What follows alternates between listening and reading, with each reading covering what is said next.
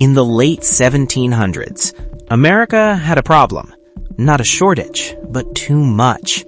Farmers in Kentucky were drowning in corn, thousands of pounds rotting in fields, because moving it was more expensive than growing it.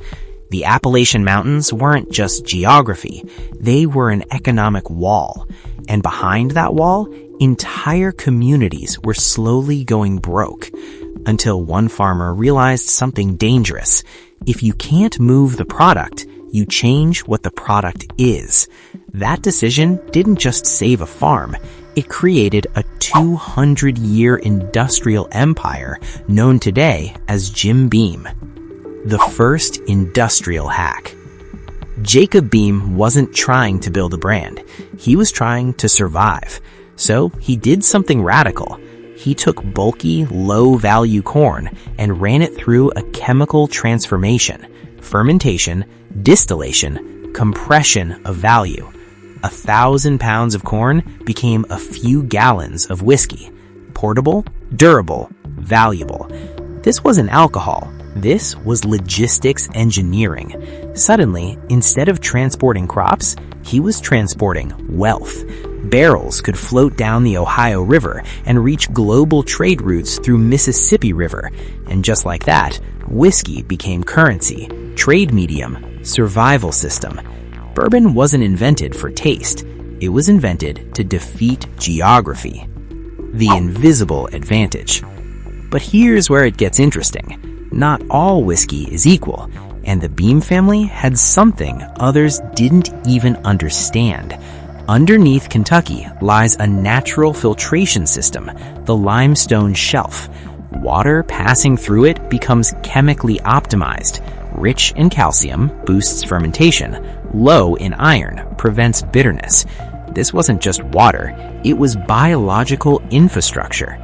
Modern Claremont, Kentucky, where Jim Beam operates today, sits directly on top of this hidden advantage, meaning every drop of bourbon starts with a geological edge competitors can't replicate. Before the factory, before the machines, the Beam Empire was powered by rock. Chapter 3. The collapse that should have killed it. In 1920, everything stopped. The Prohibition in the United States made alcohol illegal. Factories shut down, equipment destroyed, entire brands vanished overnight, and at 52 years old, James B. Beam lost everything. But he didn't lose the most important asset, the yeast. While the world shut down, he secretly kept the family's yeast strain alive, feeding it, preserving it, like it was alive, because it was. That yeast wasn't just biology, it was intellectual property, a flavor blueprint, a genetic signature. When Prohibition ended in 1933, at age 65, Jim Beam rebuilt the entire distillery in just 120 days. Not slowly, not carefully, aggressively, because he knew something others didn't. The market wouldn't reward tradition, it would reward speed and consistency. From craft to machine. Demand exploded, but traditional distilling had a problem. It was slow, batch-based, limited, human-dependent. So Jim Beam made a critical decision. He industrialized it, using continuous column stills, 24/7 production, chemical precision, massive scalability. This was no longer craft. This was process engineering. Instead of making whiskey, they built a system that could manufacture identity at scale. A bottle in Kentucky tasted identical to one in Tokyo. That's not tradition, that's control. The barrel illusion. But here's where it gets interesting. The real transformation doesn't happen in machines, it happens in silence. Inside massive wooden warehouses, barrels sit for years, breathing, reacting, changing. Kentucky's extreme seasons create a cycle. Heat, liquid expands into wood. Cold pulls flavor back out. This is thermal extraction physics. Each barrel becomes a micro-reactor. Inside, wood does three things: filters impurities, injects flavor, adds color. And then there's the angel share, up to 10% lost to evaporation. But that loss is what concentrates the soul of the bourbon. The reinvention strategy. By the 1980s, bourbon was dying. Young consumers didn't want it. Vodka dominated. The brand was fading. Until one man changed the strategy. Booker No, Jim Beam's grandson, did something risky. He stopped chasing volume and started selling authenticity.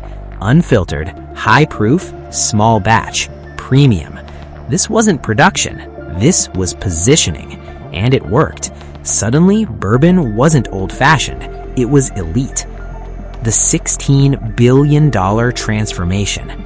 In 2014, everything changed again. Jim Beam was acquired by Suntory for $16 billion. This wasn't just a sale. It was a merger of philosophies. American scale, Japanese precision, Kaizen systems, data optimization, continuous improvement. Jim Beam became not just a distillery, but a global algorithm. Today, millions of bottles are produced every year, but the core hasn't changed. It still depends on limestone water, corn, yeast, and oak, the same elements from 200 years ago. The difference, now it's controlled by sensors, data, predictive systems. Jim Beam isn't just whiskey. It's proof of a bigger idea. The most powerful empires don't create value. They transform it. From corn to liquid to currency to legacy.